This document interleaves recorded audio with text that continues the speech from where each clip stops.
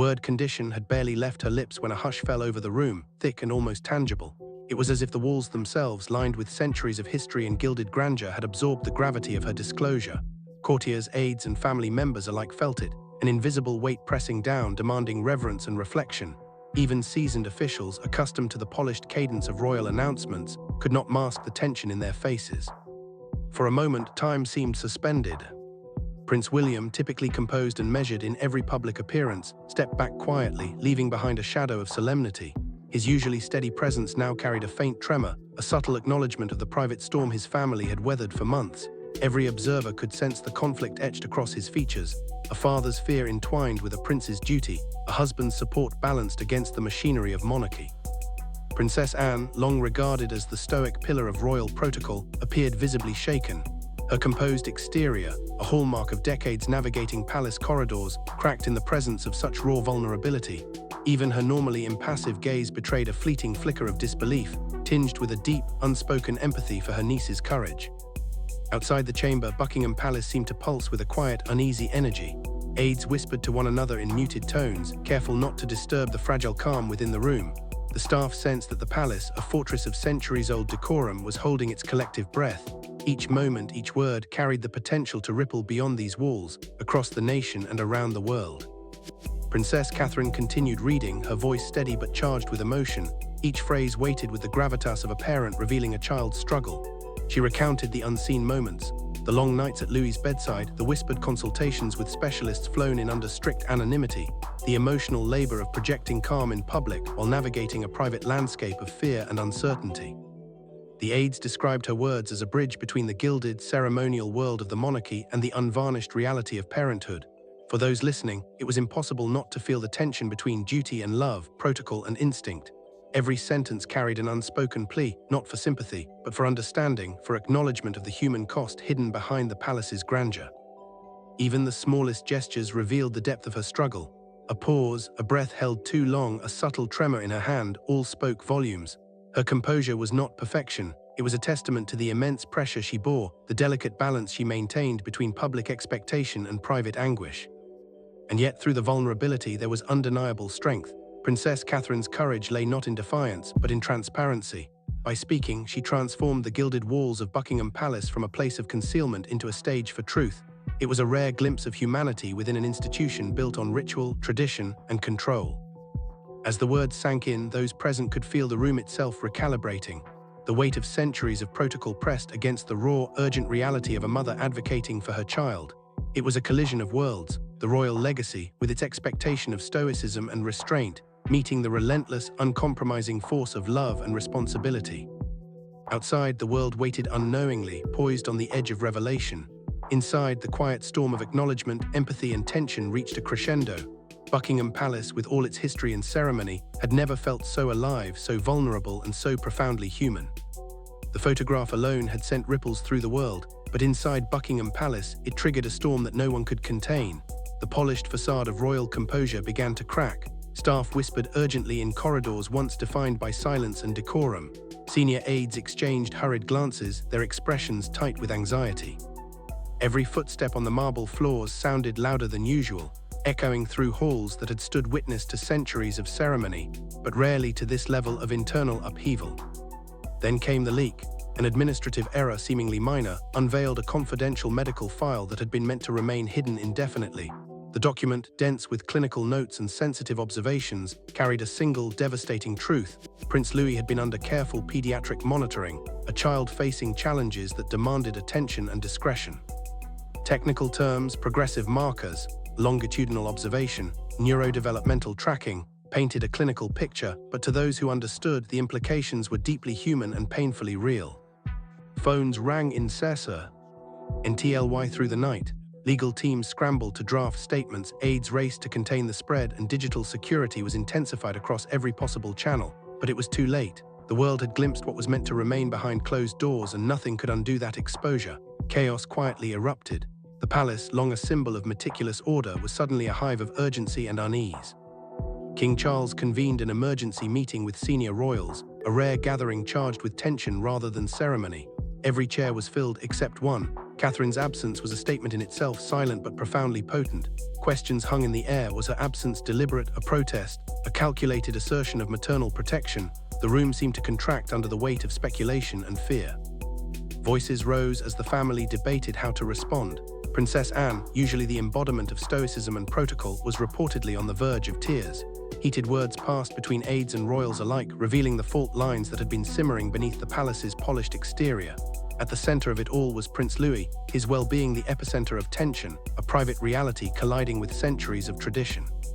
Every decision, every word, now bore the weight of both family and institution.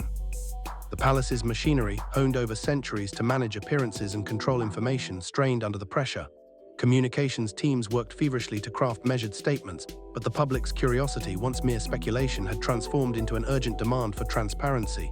News outlets, social media platforms, and forums erupted simultaneously, dissecting every leak, every subtle hint, every carefully orchestrated appearance or absence of the young prince. Meanwhile, Catherine, secluded in her private chambers, prepared the next move. A handwritten letter, discovered beneath layers of family photographs in a hidden drawer, would serve as both confession and declaration. Its opening line was simple yet searing. "If you found this, then I never had the strength to say it aloud." The words alone carried the weight of months of silent suffering, sleepless nights, whispered consultations, and private fears.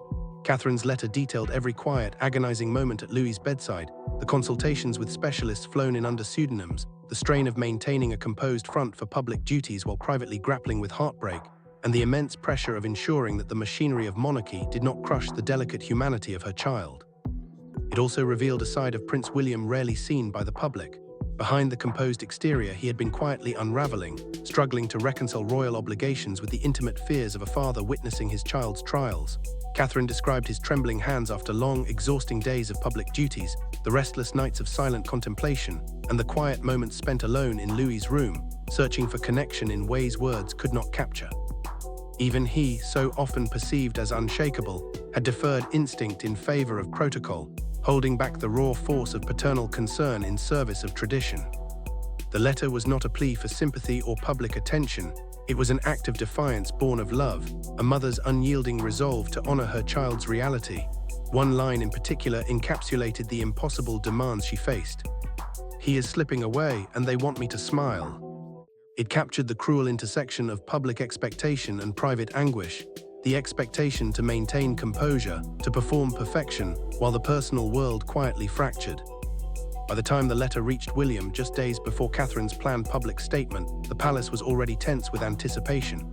At Sandringham, seated in the estate where he had grown up, he read the words in silence. Staff brought meals, but he did not eat. Time seemed suspended. His face, pale and drawn, reflected a profound realization: the palace's protocol could no longer supersede the truth.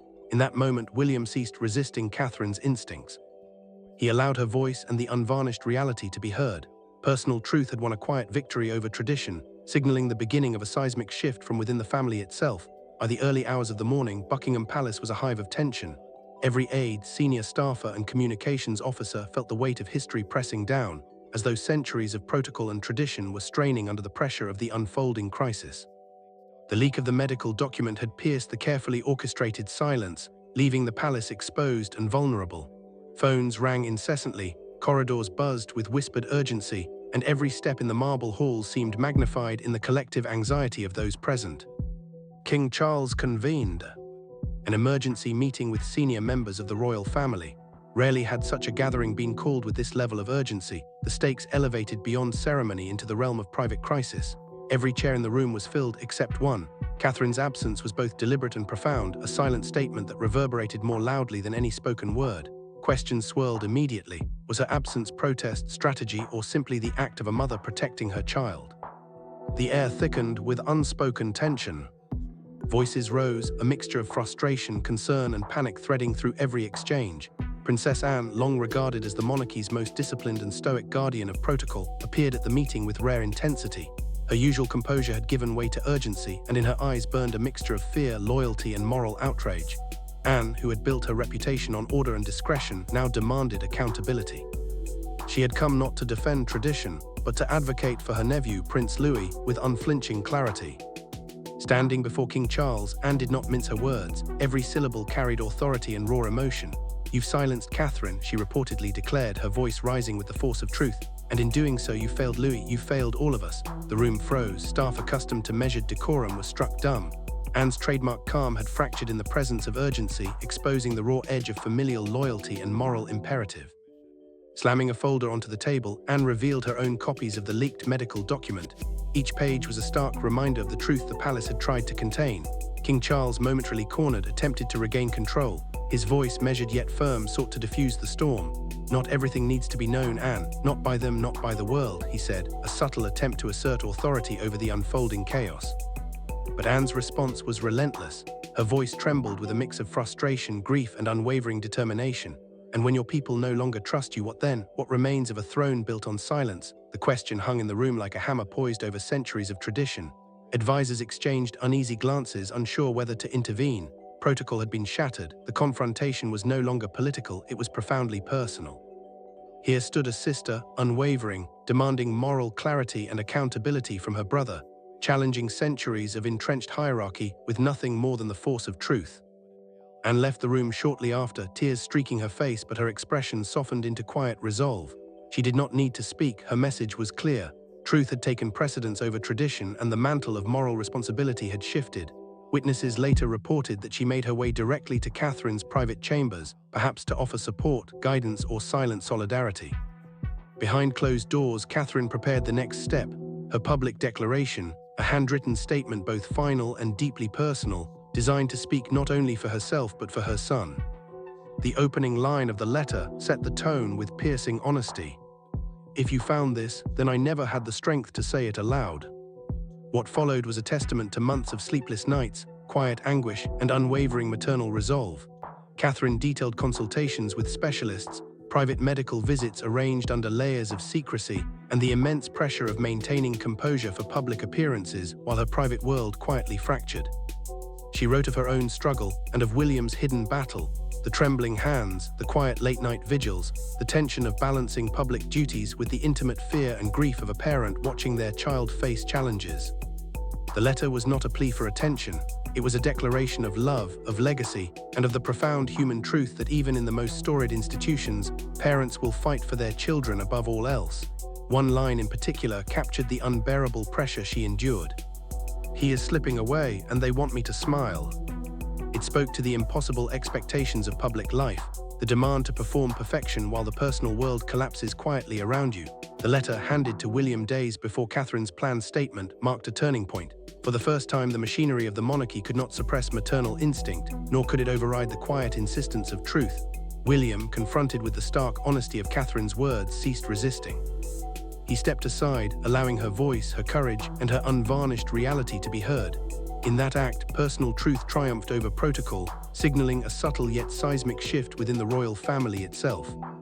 The silence that followed Anne's words was almost deafening. The usual hum of the palace, quiet footsteps on polished marble, the rustle of papers, the soft ticking of ornate clocks was replaced by an almost tangible tension. Each person in the room felt it pressing against their chest, a weight born not of ceremony but of raw, unfiltered truth. The air seemed charged, as if the very walls of Buckingham Palace were straining to contain the emotional tempest unleashed within them. Anne's hands remained clenched at her sides, her body rigid, yet every movement exuded urgency and purpose. The folder she had slammed onto the table was more than paper. It was a manifesto of maternal instinct and moral duty, each page a stark illumination of what the palace had tried to obscure. The room had become a theater of accountability, the centuries of tradition and protocol reduced to whispers in the face of human imperatives, love, protection, and truth. King Charles attempted to restore order, his voice steady but brittle. "Not everything needs to be known, and not by them, not by the world." The words, intended to calm, carried the weight of authority, but Anne's eyes bore into him with the intensity of someone who had spent her life observing, analyzing, and defending both duty and family. Her gaze was unwavering, and it conveyed more than words ever could. The palace's silence had failed the most vulnerable among them. The confrontation did not retreat into polite debate. It escalated with raw honesty. Voices that had been trained for diplomacy and restraint rose in tension, each statement carrying the invisible tremor of fear, frustration, and grief. Some aides shifted uneasily, uncertain whether to intervene. The centuries-old rhythm of protocol had faltered, replaced by the cadence of urgency. Anne's anger was not theatrical, it was deeply personal. At the center of her focus was a small child, Prince Louis. whose well-being had become the flashpoint for a family long accustomed to managing appearances above all else. Anne's departure from the room was as deliberate as her entrance. Her face, streaked with tears yet softened by resolve, left behind a silence that was louder than her words. She did not need to speak further. The message had been received. Truth had been asserted over tradition. Observers later noted that she made her way directly to Catherine's private chambers, moving with the quiet decisiveness of someone who knew that the personal stakes outweighed the ceremonial. Behind closed doors, Catherine prepared the next step. In her private quarters, Catherine's hands trembled as she opened a drawer hidden beneath family photographs.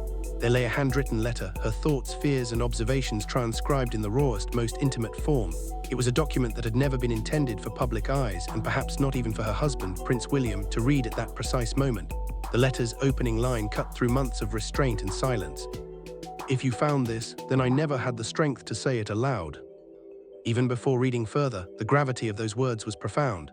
They encapsulated sleepless nights spent at the side of a child whose challenges demanded vigilance, private consultations with specialists flown under pseudonyms, and the quiet despair of maintaining composure for the public while privately grappling with the fear of loss. Each sentence in the letter was weighted with intimate human truth, a declaration that duty could not and would not eclipse the primal instincts of a mother. Within those lines, Catherine painted a picture of her own struggle and of William's hidden burden. He too had been quietly fraying at the edges, his hands trembling after long days of public appearances, his nights filled with silent reflection, his moments in Louis's room marked by a desire to connect without words. The letter revealed how even the strongest could be restrained by tradition, deferring instinct in favor of protocol, until the quiet insistence of love demanded otherwise. This was not a plea for attention. It was an assertion of maternal instinct, a declaration of legacy, and an act of unflinching courage. One line in particular cut through the veneer of royal expectation. "He is slipping away, and they want me to smile." It was the embodiment of the impossible demands placed upon the public lives of the royal family, an expectation to appear flawless, to maintain composure, while private worlds quietly fractured. This letter would become the foundation upon which Catherine would stake her truth, her voice piercing centuries of controlled narrative to prioritize love over protocol. And as she prepared, the palace outside remained in a state of tension unlike any it had experienced before. Every aide, every senior staffer felt the weight of history pressing down on them. The machinery of monarchy, designed to preserve image and contain crisis, strained under the pressure of maternal truth. In the days to come, that letter would serve as both shield and sword, an unvarnished testament to what it means to protect a child, even when centuries of tradition insist otherwise. The morning air outside Buckingham Palace was crisp, almost deceptive in its calm. Inside, every hallway thrummed with anticipation. Staff moved with purposeful quiet, aides whispered in corners, and security personnel scanned entrances with practiced vigilance. But beneath the routine, an electric tension had settled over the palace, a tension born of anticipation, fear, and the knowledge that history was about to be made. Princess Catherine emerged, poised yet undeniably human, her expression a careful balance of strength and vulnerability. The handwritten statement, once private, was now about to be delivered to a public hungry for truth. Cameras clicked, lights flared, microphones waited, and every eye seemed to hold its breath. Catherine adjusted her posture, inhaled deeply, and began to speak. Her voice, at first calm and measured, soon carried the weight of months of quiet suffering, sleepless nights, and unspoken fear. Each word was deliberate, each pause intentional, a rhythm designed not merely to inform but to reveal the raw human truth behind the polished image of royalty. She spoke of her son, Prince Louis, with a mother's tenderness and a candor that left even the most experienced correspondents visibly shaken.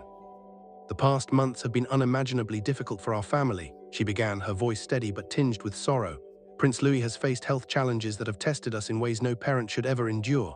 As his mother, it has been my greatest responsibility and my deepest fear to protect him, to advocate for him, and to ensure he receives the care and attention he needs, away from the constant glare of public scrutiny." The cameras captured every subtle tremor, every micro-expression, and the world responded in real time. Social media erupted. Hashtags with Prince Louis's name trended globally within minutes. Messages of support, love, and solidarity poured in from every corner of the globe. Ordinary citizens, journalists, and public figures alike shared their empathy, shocked by the vulnerability and humanity laid bare before them. But the palace itself, while outwardly composed, was in turmoil. Aides whispered urgently, senior staff exchanged worried glances, and the corridors seemed to vibrate with the weight of the revelation. Catherine's words had pierced the polished veneer of royal protocol, exposing a deeply personal struggle that no carefully curated image or statement could ever obscure. She continued, speaking with deliberate honesty about the nights spent at Louis's bedside. the consultations with specialists flown in discreetly, and the immense pressure of maintaining public composure while privately facing heartbreak. Every phrase painted a vivid picture of a family navigating fear, uncertainty, and love with a resilience that transcended protocol. "Prince William and I have faced these challenges together," she said, her voice softening. "Behind closed doors, we have wrestled with decisions that no parent should have to make alone. We have sought guidance, we have sought hope, and we have sought understanding, not from the world, but for the well-being of our child." Even seasoned journalists noted the unprecedented candor. Catherine's statement was not merely informative, it was transformative. It humanized the royal family in ways that previous statements, carefully curated releases, and public appearances had never achieved. It was both an appeal for empathy and a declaration of maternal resolve. Across the globe, reactions were instantaneous. News outlets interrupted programming, analysts debated the implications, and social media exploded with commentary, support, and speculation. People were captivated not by scandal, but by the stark, unflinching humanity of a mother's voice. Hashtags trended in multiple languages, commentary flooded every platform, and the story dominated headlines from London to Tokyo, New York to Sydney. Yet within Buckingham Palace, the tension remained palpable. The statement had accomplished its purpose, it had broken the silence, but it had also exposed the fragility of the institution, the pressures of centuries-old protocol, and the human vulnerabilities that existed behind gilded doors. Staff moved swiftly to manage communications, but the truth, once spoken, could not be contained. Catherine's final words lingered in the minds of all who heard them. "We ask not for pity but for understanding. Our son is our greatest joy, our greatest challenge, and our deepest responsibility.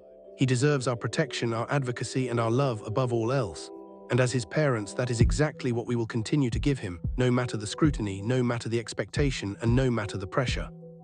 The impact was immediate. Conversations erupted in homes, offices, and social media feeds. Commentators dissected the statement, journalists analyzed every word, and the world collectively paused to witness a rare glimpse of vulnerability in one of the most scrutinized families in history. Inside the palace, aides and senior staffers braced for the fallout. The machinery of monarchy, trained for perfection, control, and image, was forced to reckon with an unvarnished reality. Catherine's courage had shifted the balance. Human truth had penetrated centuries of tradition, and the palace would never be the same. Across continents, the public response was profound. Letters, messages, and social media posts poured in, expressing empathy, solidarity, and admiration for Catherine's courage. She had not only spoken for her son, but for every family navigating unseen struggles, for every parent forced to balance love with public expectation. Her voice had transcended protocol, and in doing so, had redefined the conversation about royalty, vulnerability, and human resilience. And while the world absorbed this revelation, Buckingham Palace began to adjust. Decisions would have to be made, conversations had, and new dynamics acknowledged. But one fact was undeniable: the human heart, love, fear, maternal instinct, had spoken louder than tradition, and its echo would resonate for years to come.